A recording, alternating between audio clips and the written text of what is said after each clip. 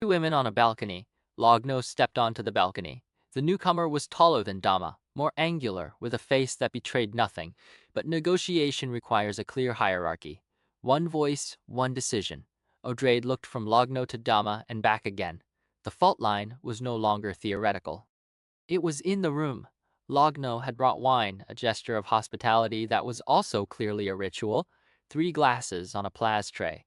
The wine was deep red, almost black. My predecessor appreciates the value of symbolism, Logno said, filling the glasses with steady hands.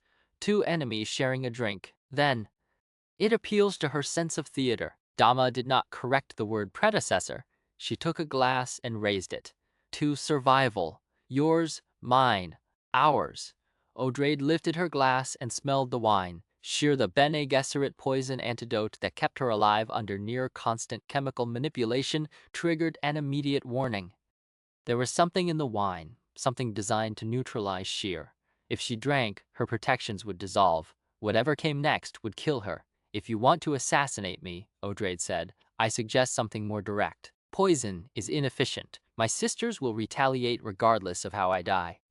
That is not, Dama began, but Logno overrode her. Drink. It is a gesture of trust. Odrade set the glass on the railing, a physical ritual of her own, Bene Gesserit control of muscle and chemistry, the kind of internal alchemy that converted poison to harmlessness, or at least delayed its effects. She had been trained for this. Every Reverend Mother was trained for this.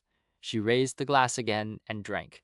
The wine went down, cold and wrong, the anti-shear substance already beginning its work. But Odrade's body was already countering metabolic acceleration, cellular restructuring, a cascade of internal responses that Sisterhood chemistry had refined over millennia. She felt the poison dissolve, neutralized by the very protections it had been designed to destroy. Interesting, Odrade said, setting down the empty glass. Your poison does not work on me. I wonder whose fault that is. Dama's face went pale. Logno? What is she saying? Nothing. The old witch is trying to... The wine contained an anti-shear agent, Odrade said. I neutralized it. I could have died. The question is, who put it there? You, Dama, are the great honored matre if your subordinate poisoned your guest without your knowledge. That suggests a chain of command failure. If you knew about it, that suggests you are a liar. Either way, I am less impressed than I was an hour ago. Dama's hand, still holding her own full glass, began to shake. Logno. It was necessary, Logno said. Her voice had gone flat. The Bene Gesserit was going to manipulate you. She was already doing it. You were vulnerable to her truthsayer tricks. I did what was required. You tried to kill my prisoner. My negotiation? Your negotiation was failing. You were revealing too much. She knows about the council's dissatisfaction. She knows about your enough. The word was a shriek carried on voice, not Bene Gesserit voice, but something close, something the Honored Matres had developed independently. But it echoed off the green tiles and made Logno stagger backward. But Logno did not fall, and she did not look afraid. I told you, Logno said quietly, that the old ways were failing. I told you that the council was losing faith. This is the result. You are dying, Dama, whether you know it or not. Dama reached for a weapon at her waist. Her hand closed on empty fabric. The holster was gone. She looked down, bewildered, and Odrade saw the truth an instant before Dama did. Logno had disarmed her at some point, probably during the wine ritual, probably while Dama was focused on the conversation. But the poison had not been meant for Odrade. It had been meant as a diversion. I am sorry, Logno said. And she was, Odrade could read it in her posture, genuine grief layered over something harder. The grief of a subordinate who had genuinely admired her leader and was now destroying her.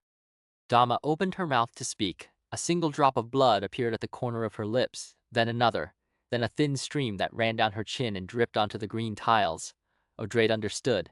The anti-shear agent had been in the wine, yes, but the true poison, the real assassination tool, had been delivered earlier. Probably through the perfume. Probably through the chemical manipulation Logno had been managing all along. Dama had been dead for hours. She was only now realizing it. Dama collapsed. Her body hit the tiles with a sound like wet fabric. The orange flecks in her eyes continued to flicker for a moment, and then they went dark. Logno looked at the body for a long moment. Then she turned to Odrade. I am great honored matre now. Dama was going to betray us, betray our traditions, our methods. She was going to offer you a real alliance. She was weak. I am not. What do you want? I want the sisterhood, not destroyed, not erased, enslaved. You are useful weapons. You know things we do not. Your mentats, your truthsayers, your genetic memory, we can use all of it.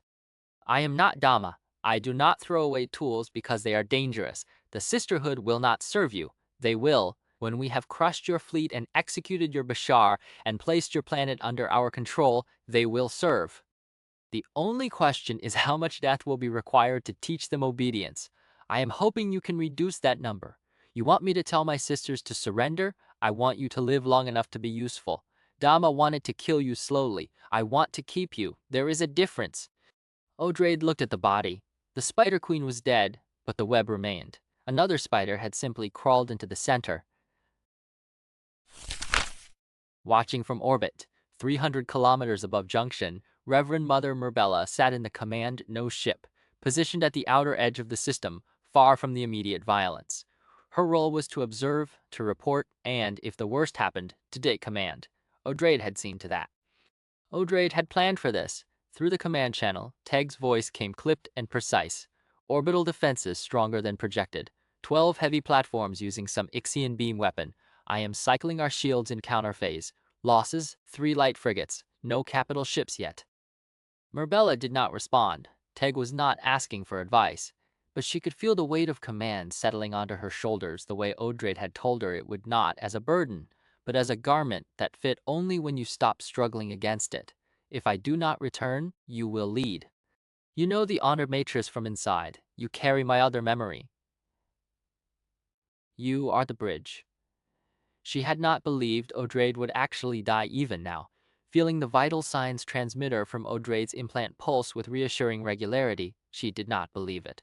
The Mother Superior was too clever, too prepared, too old in the arts of survival. Dama might posture and threaten, but Odrade would find a way through. She always did. Then the vital signs transmitter spiked and went silent. Murbella's hand went to her own chest, an involuntary gesture, as if she could feel the connection severing through her own body. The screen showed SIGNALLOST. PRIMARYTRANSMITTEROFFLINEBACKUPTEROFFLINE. She's dead, someone said behind her. Oh. The archivist's voice came flat, with the particular horror of a woman who had spent decades arguing with Odrade and had never once imagined a world without her. We don't know that, Murbella said. The transmitters can be jammed. They can be removed. She may be a prisoner. The signal cut during the orbital bombardment. The tower she was in took a direct hit from one of our own hammer ships. Teg ordered it. What the archivist did not know, what no one on the command ship yet knew, was that Teg had ordered low-yield warheads, a feint designed to look devastating without collapsing the lower structure. But Murbella had no way of knowing that either. Then Teg killed her. Murbella's voice was harder than she intended. Or he thinks he did. Either way, we continue. The archivist made a sound that was almost a laugh. Continue? Mother Superior is dead. Our command structure is compromised. The Bashar just blew up the woman who gave him his orders. And you want to continue? I want to finish what we started. Odrade did not come to Junction expecting to survive. She came expecting to win. If we stop now, her death means nothing. And when we win, who leads? You? Murbella turned from the screen. The archivist's face was thin, sharp, the weight loss from constant pressure making her look like a blade that had been honed. She was afraid not of the Honored Matres.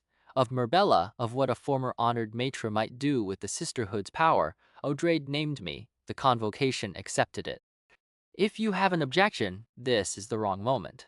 The archivist was silent. Her mented mind was running projections. Murbella could see it in the flicker of her eyes, calculating outcomes, weighing risks, and reaching, finally, the same conclusion Odrade had reached months ago. There was no better option. The Sisterhood would accept a hybrid leader, or it would accept extinction. What do you need? The archivist asked. A shuttle, clearance to land in the city. Honored Matre credentials in the combat database, there must be some. We've been capturing their ships for years. You're going to the surface? Dama is dead. Logno will have taken over by now. They will have Odrade's body, or they won't. Either way, there will be chaos, a power vacuum. That is where I work best. The archivist's eyes narrowed. And if you find Logno, then I will do what I was trained to do. Murbella descends. The shuttle dropped through smoke. Junction's sky was orange with fire. The city below scarred by Teg's bombardment. Murbella piloted alone. She had refused an escort, refused a guard, refused everything except the basic needs of the mission. She was Honored Matre. That was the logic. She spoke their language. She knew their hierarchies. She had been one of them. And somewhere deep in her cellular memory, she still was. Walking into a Honored Matre stronghold was not suicide. It was homecoming. The landing pad was littered with debris. A squad of Honored Matres in battle armor waited at the edge of the pad, their weapons tracking the shuttle as it settled. The squad leader, tall, scarred, with the unmistakable body language of someone who had killed and would kill again, stepped forward as Murbella descended the ramp.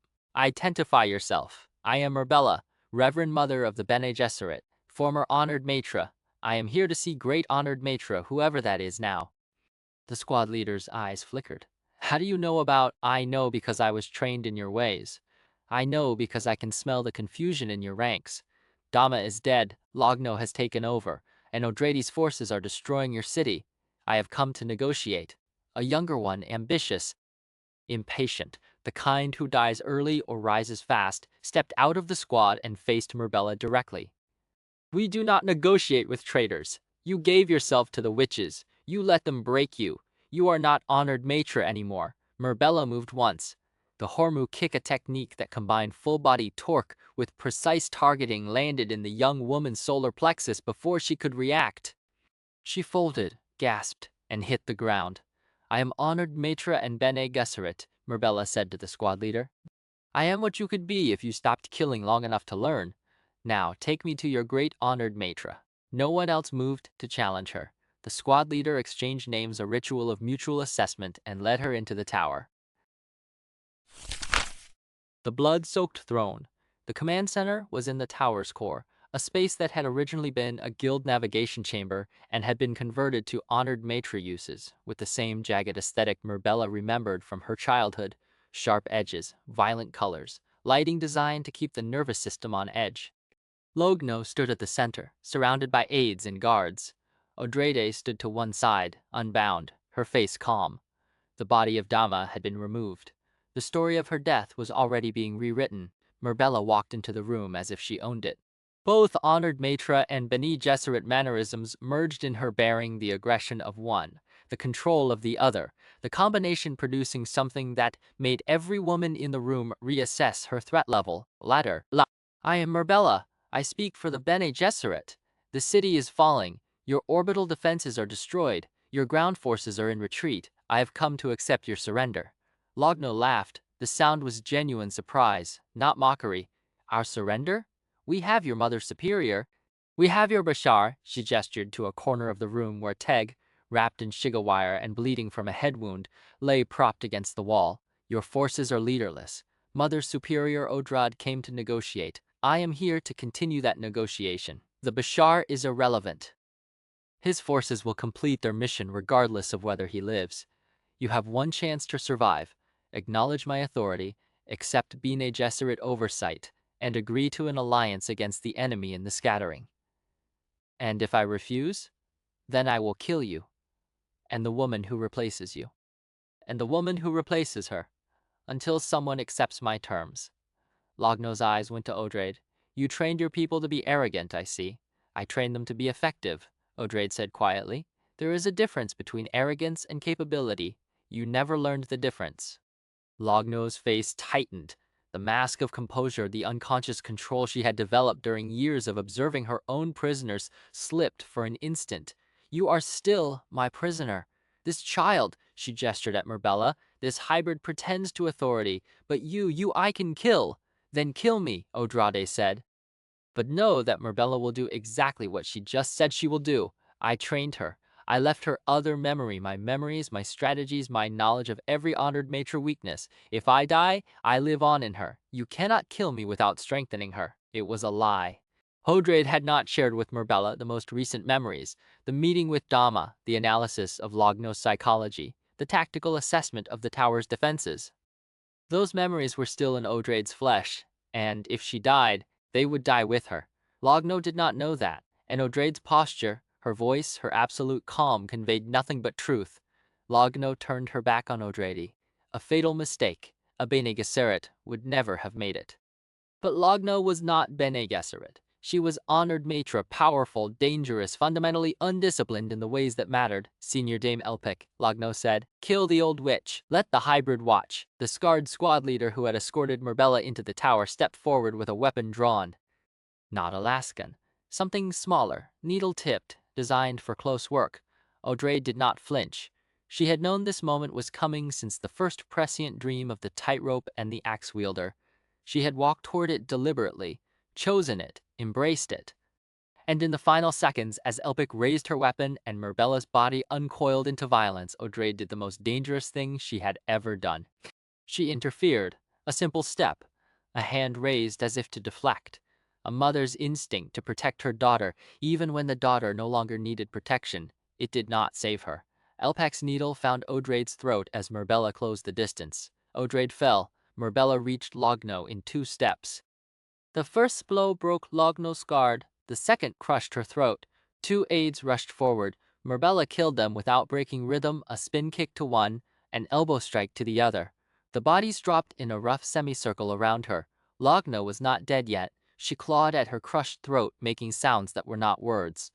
Murbella stood over her, breathing evenly, and watched her die. The Bene Gesserit training said to offer mercy. The Honored Matre training said to savor the kill. Murbella did neither. She simply waited. When Logno's eyes went blank, Murbella turned to face the rest of the room. Teg, still bound in Shigawire, was watching her with the cold assessment of a Bashar who had just seen a variable enter his calculations. The assembled Honored Matres aides, guards, functionaries were frozen, waiting for the violence to continue or to stop. Great Honored Matre Logno is dead, Murbella announced.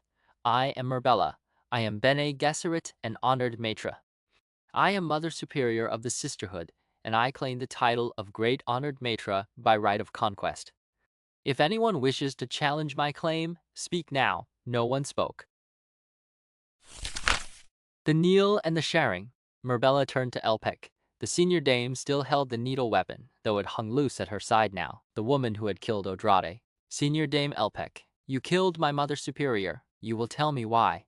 Elpic's mouth opened. Whatever she was about to say, justification, defiance, plea, was cut off by Murbella's hand. The nerve strike, delivered with Bene Gesserit precision, dropped Elpic to her knees. You killed her because Logno ordered it. You were following orders. I understand orders. But you also chose to follow them. You chose to be the weapon, and a weapon cannot complain when it is discarded. Murbella knelt beside Odrade's body. The face was peaceful. The needle wound in the throat had stopped bleeding almost immediately, a final act of metabolic control, closing the flesh even as consciousness fled. I am sorry, Murbella whispered. You told me to wait until the moment was right. I waited. I waited too long. She pressed her forehead to Odrade's and opened the channels of sharing. The cellular transfer began a flood of memory, recent and raw. Odrade's final hours, the meeting with Dama, the garden, the wine, the assassination, Logno's cold ambition, the battle seen through the tower's windows. The approach of Teg's forces, the moment when the hammership strike had hit the upper levels and severed her transmitter implants. And then a voice, already present in the space the agony had carved open. You are the bridge between Honored Matre and Bene Gesserit, between the past and the future. I am with you now. I will always be with you. Do not grieve. Do the work. Murbella stood. Her eyes were wet, but her voice was steady. She looked down at Elpic, still on her knees. Elpic, the senior dame looked up. You are guilty of murder. But I am not here to punish guilt. I am here to build an alliance. Can you serve me? The question hung in the air. Elpic, a woman who had risen through ranks soaked in blood, considered her options. If she said yes, she would live. If she said no, she would die.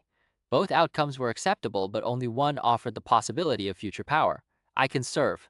Then get up, release the Bashar, assemble the remaining council members. We have work to do.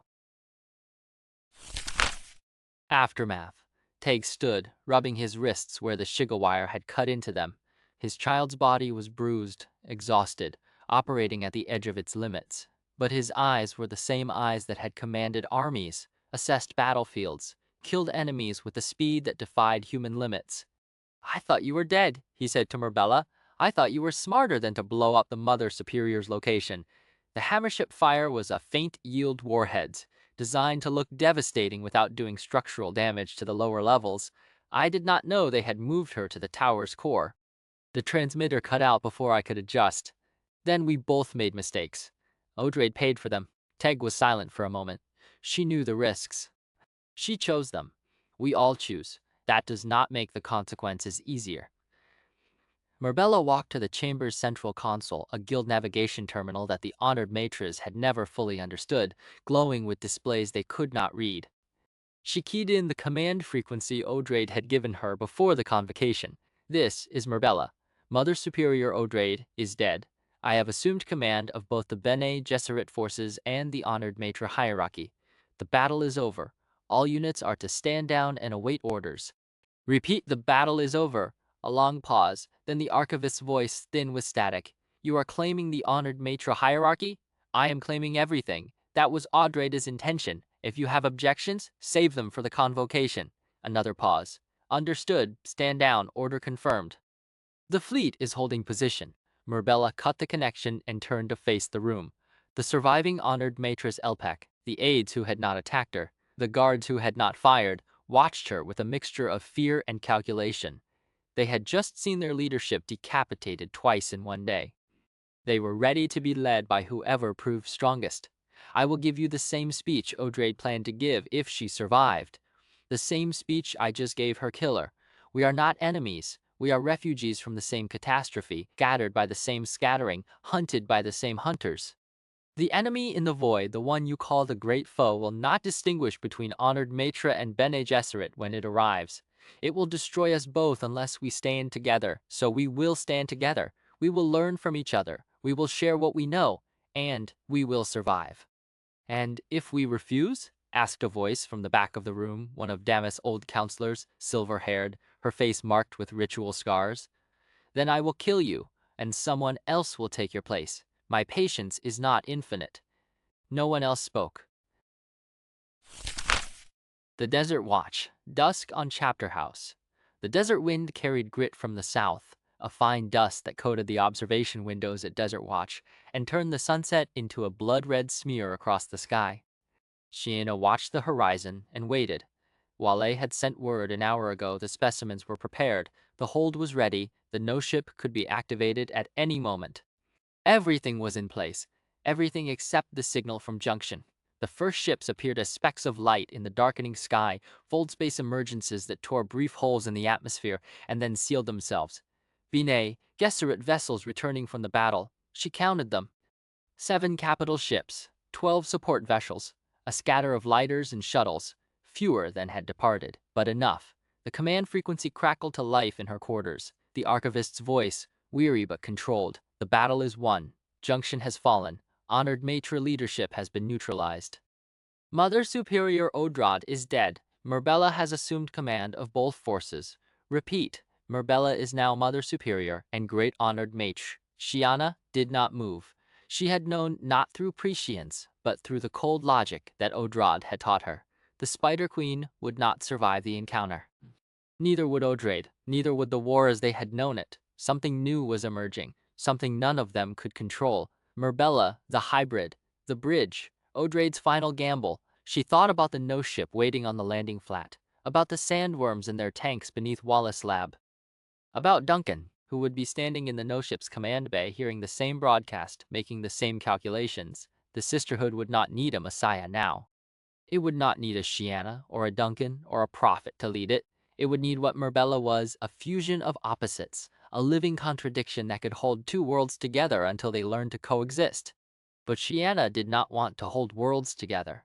She wanted to find new ones. The scattering was still out there, vast and unknown, full of threats and possibilities. The wrongness Teg had sensed in the Honored Matre weapon, the hidden capability that left no wounded, only dead, was still out there, waiting to be understood and countered.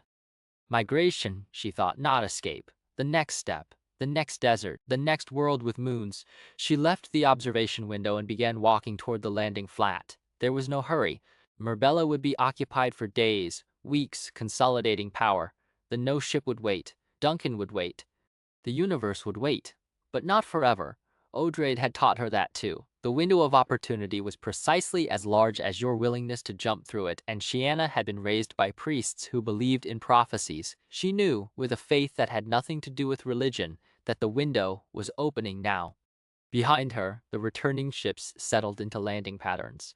The desert wind carried their engine noise across the sand, and high overhead, the first stars of evening were emerging, the stars she intended to fly toward, someday soon, in a no-ship carrying the seed of a new Dune. Episode 4. The Dandelion Seeds. Murbella stood in the center of the late great Honored Matres audience chamber and counted her enemies. The High Council had assembled before her 10 women in dark uniforms, their faces masked with the cold arrogance of predators who had never been prey. Obedience born of fear was not loyalty, and Murbella could read the calculation in every pair of orange-flecked eyes. "The battle is over," she said. "Your fleet is scattered. Your weapon did not save Dama, and it did not save Logno. It will not save you." A councilwoman near the front, silver-haired, marked with ritual scars, opened her mouth. "I could bloody the floor of this room with a lot of you," Murbella said. "And if you doubt me, please, speak. I have been looking for an example." The councilwoman closed her mouth. "I am Murbella. I am a reverend mother of the Bene Gesserit and your great honored matre by right of conquest. I have survived your Spice Agony, and I have killed your leaders. I am what you fear most, the hybrid that outmatches your purest strain." She walked to the throne, a monstrous thing of polished bone and red fabric, and sat. The chair felt cold. "You are afraid, not of the Bene Gesserit, not of this battle, not even of me. You are afraid of whatever you fled in the scattering, the thing that hunted you, the thing that left no wounded, only dead." She watched their faces tighten around the eyes, their breathing still. "I am not afraid of it, but I have met you, and I have beaten you.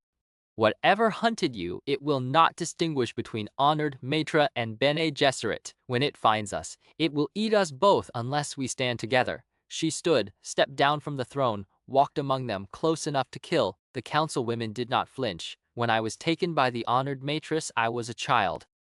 I do not remember my parents. I learned to survive. Later, I learned from the Bene Gesserit that power without wisdom is a knife without a hand. I learned that I am no longer Honored Matre." She met the silver-haired councilwoman's eyes. "But I am also no longer only Bene Gesserit. I am offering you the same transformation.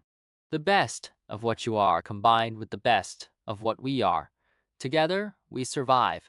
Apart, we die." She returned to the throne. "One of you is going to test me. Not today, but soon. I look forward to it. Tests clarify relationships. Tests reveal who is capable and who is dead. I prefer clarity." She dismissed them with a gesture. They filed out, each avoiding her eyes. The silver-haired one, Angelica, the briefing had named her, was the last, her gaze dropping to Murbella's hands, still marked with Lognos blood. "Well done," said a voice in her inner ear, Odrade's voice, "but fear rusts." "Respect lasts, I know," Murbella said aloud. "I am building respect, one corpse at a time." Outside, the archivist was waiting, the silver-haired one. "Angelica. She has ambition. I could smell it on her. I saw her. Angelica will test me first. Dar would have—" The archivist stopped. "Dar is gone." "Dar is in my head," Murbella said. "She is telling me to trust you." They walked through the Honored Matre Tower Guild, built architecture retrofitted with garish bone-white and red. The archivist spoke as they moved. "The Wild Reverend Mother Rebecca arrived during the battle. She carries 7 million Lampada's memories. She will need to share them properly. It will take months. Then build the infrastructure. You are the archivist. You have a new archive to construct. There is something else." Teg's report from Gamu. The Suk doctors examined 27 corpses. No cause of death, no physical trauma. No poison. They simply stopped living. Murbella halted. "A weapon. The Honored Matres have a weapon they haven't disclosed, possibly. Or the weapon belongs to something else. Something that was already here. Or had followed them from the scattering. In her new quarters, spare." Functional, a single window looking over the battle-scarred plain. The arquebus cleared her throat. There is the matter of the no-ship on Chapterhouse. The mines have been removed, per your command, but Shiena's people and Garima's faction have been boarding, communicating with hand signals, the Atriades' battle language, the hand talk. Shiana and Idahos' secret communication. Murbella had watched their fingers flicker through patterns too fast to follow.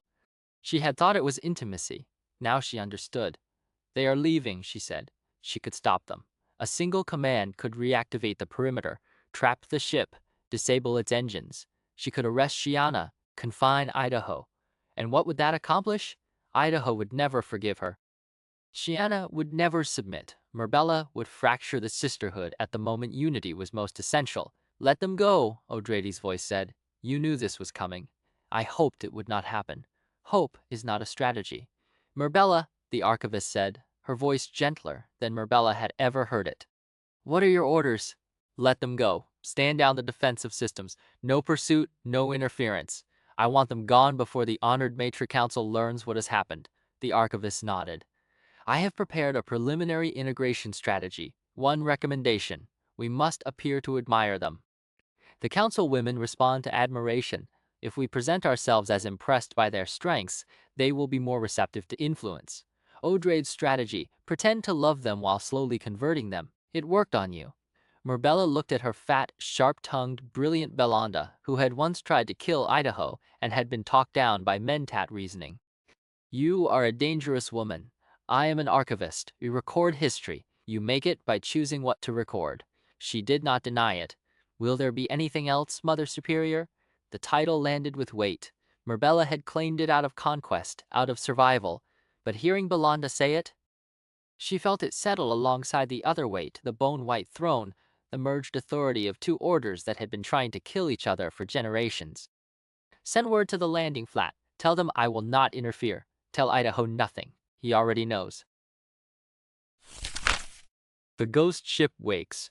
In the no-ship's command bay, Idaho received the message and understood exactly what it meant. The bay was cold. Shiana was at the navigation console, her fingers moving with the precision of someone who had spent months memorizing every circuit. Garimi stood near the inner hatch. Her sharp features set in the expression of a gambler who had thrown everything on a single roll. Oh, Teg was there, the Bashar in his child's body, absurdly small in the oversized command chair. His eyes were the eyes of the old Teg, but his voice was a 10-year-old boy's. There is no pursuit, Teg said, no defensive response. Murbella is letting us go. Shiana, Idaho said. How long? 30 minutes. The worm tanks are secured. Scytale is in his quarters, complaining. The rabbi's party is praying. Idaho walked to the central view screen below. The orchards that Odrade had planted were pale green patches against the advancing brown of desert. In another generation, they would be gone. The sand would cover everything. Odrade had planned for that. The Sisterhood would adapt or die. That was the Bene Gesserit way. But Idaho had never been Bene Gesserit. He had been Atreides, and then he had been dead, and then he had lived again. He had loved Murbella because she was the one thing in all his lives he had chosen for himself. And now he was leaving her because he could not stay. The mentat within him had run the projection. If he remained, Murbella would be forced to use him as a symbol, a weapon, a bargaining chip. The councilwomen would see him as a lever. The Bene Gesserit would see him as a potential Kwisatz Haderach. Murbella herself would be torn between love and duty, and the tearing would destroy her. If he left, the equation simplified. Murbella became the undisputed Spider Queen. The merger would proceed slowly, painfully, but steadily, towards some new synthesis. The heart did not care about winning moves. The heart cared about Murbella's skin under his hands, her voice in the darkness, the way she had laughed during their first months together. The mentat discipline overrode the heart. Do it. Begin the lift sequence. Deep in the ship's core, the Holtzman generators began to hum a sound Idaho felt in his bones, a vibration that meant escape. The no-ship had been grounded for years. Now it was waking up. The ship lifted. Through the view screen, the landing flat fell away, the orchards shrank. The curve of the Chapterhouse horizon appeared, blue sky giving way to black space, and then the atmosphere was behind them, and the stars were ahead. Idaho closed his eyes. He thought about the elderly couple in the net, the vision that had haunted his dreams for months. Daniel and Marty, face dancers who had absorbed so many personas they had become something new, something independent, something powerful enough to watch the entire scattering without interfering. Until now. Entering fold space, Shiana announced. The view screen flickered as the Holtzman generator shifted the ship into the translight dimension, a gray void that was neither space nor time, and there it was, the net. It shimmered, a web of golden threads stretching from nowhere to everywhere, and at the center, where the threads crossed and knotted a flower garden, two figures. "Hello, Duncan," the woman said. Her voice was not sound. It was meaning deposited directly into his consciousness. "We have been waiting for you." The man nodded. "You are right on schedule. The Talilaxu master is with you?" Idaho's hand moved to the data storage console. He had built the override commands in secret, hidden them from the Bene Gesserit watchdogs for weeks. "We will not stop you," the woman said. "We could, but we will not. Why?" The couple exchanged a glance. "Because you are interesting. Because the master's tube contains cells we wish to see grown.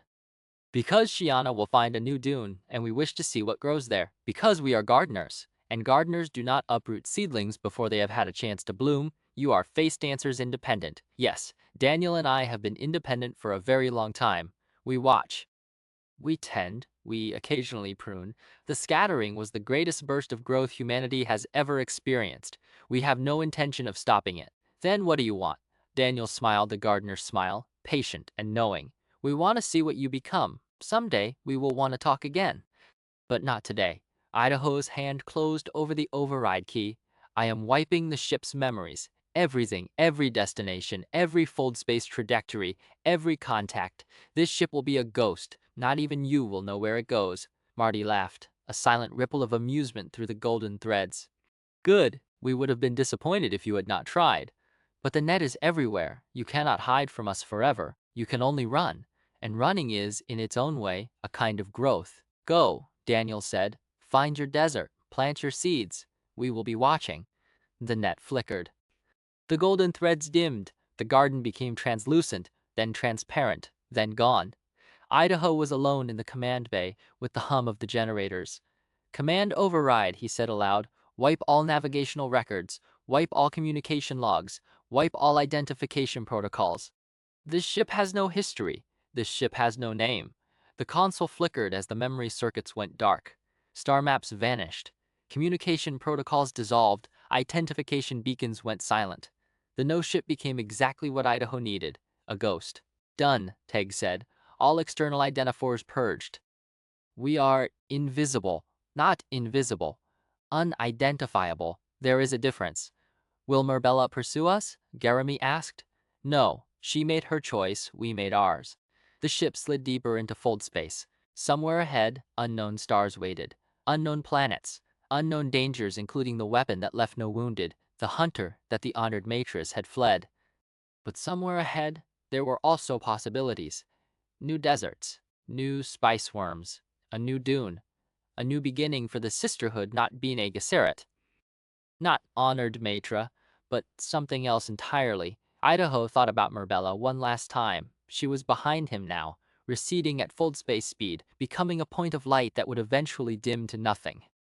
The Mentat discipline said the feeling would fade. The Gola memories said loss was always with you. "I love you," he thought toward the empty void. That was my agony. Letting you go. There was no answer. The bitter medicine. On Chapterhouse, Murbella felt the ship lift. She stood at the window of Odrade's old quarters. The Van Gogh painting was gone from the wall, leaving a pale rectangle against darker stone. When the no-ship's engines ignited a bass vibration through solid rock, she did not see it. But she felt it, the same way she had felt Odrade's death.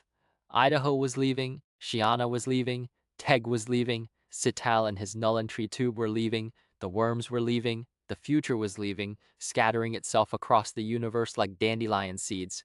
Murbella was staying behind. "Bitter medicine," Odrade's voice said, "but necessary. You cannot chase them. Your work is here. The bridge you are building needs both ends anchored. I know. You do not have to keep telling me. I will keep telling you as long as you keep forgetting." The vibration stopped. The ship was gone. Murbella stood at the window and watched the empty sky until the morning sun rose above the orchards and the desert wind began to blow. She turned to the door where Belanda waited. Breakfast. Odrade always ate breakfast after a crisis. I want oyster stew. Can the kitchens make oyster stew? The archivist stared. The kitchens can make anything you order. You are the Mother Superior. Good. Then I want a full report on Honored Matre integration, every asset, every obstacle, every individual who needs to be removed or promoted, by noon. After that, we plan the new archived for the Lampada's memories. Build it here, on Chapterhouse. The sand will not wait.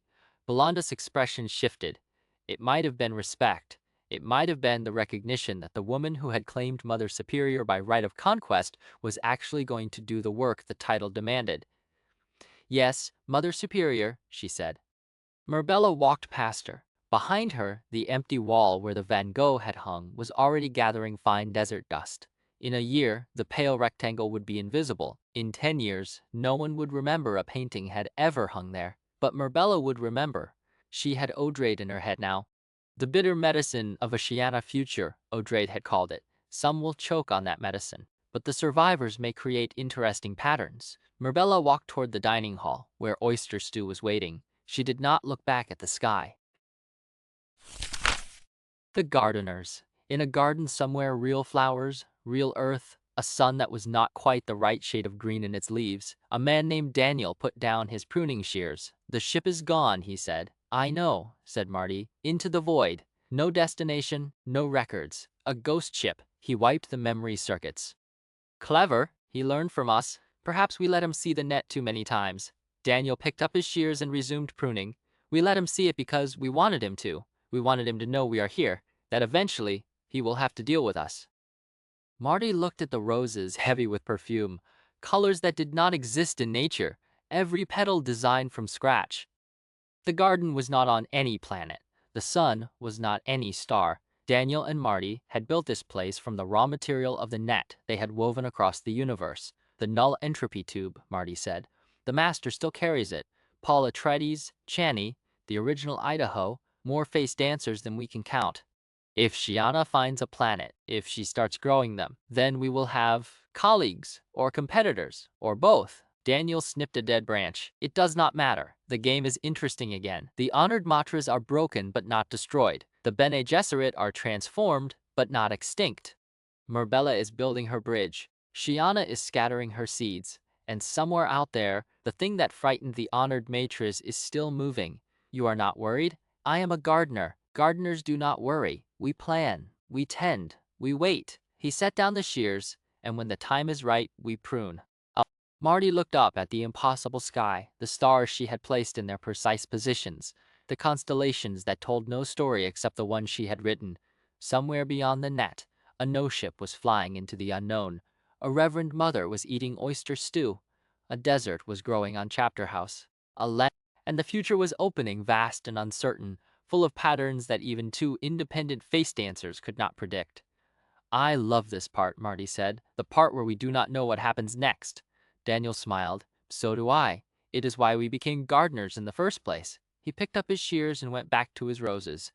And in the silence of the garden, under the light of a sun that had never existed, the net continued to weave itself thread by thread, connection by connection, across the infinite dark between the stars. The Brada. Frank Herbert died 6 months after Chapterhouse. Dune was published. He was 65, seriously ill, and he knew it. His notes for a 7th novel, the book that would have identified the enemy the Honored Matres were fleeing, sat on his desk. He chose not to force the ending. What readers got instead was a novel whose final pages open outward, not inward. That biographical fact is not trivia. It is the interpretive key to the book you just heard. Murbella won, but lost Duncan. Shiana escaped, but carries a goddess plan she never wanted. Teg is a weapon who warned against violence. Idaho saw the net, and the net let him go. None of these are resolutions. Trivia. They are positions on a board that keeps expanding. Herbert could have written a 7th book that tied everything together. He left the board expanding for a reason. His letters confirm he saw the scattering as an infinite frontier, not a problem to solve, but a condition to inhabit. The independent face dancers of the coda were never meant to be the final villain. They were a glimpse of what happens when tools outgrow their makers, when the scattered fragments of humanity become something the old categories cannot name. The open ending is not a failure of completion. It is the argument. The Bene Gesserit survived the Butlerian Jihad, the tyrant, the famine times, and the scattering by refusing to mistake closure for safety. Chapterhouse ends exactly where that philosophy demands, with choices made, costs counted, and the future deliberately unknown. Herbert left his listeners holding not answers, but something harder, the capacity to face uncertainty without breaking. That capacity was the Sisterhood's oldest weapon. It was also his.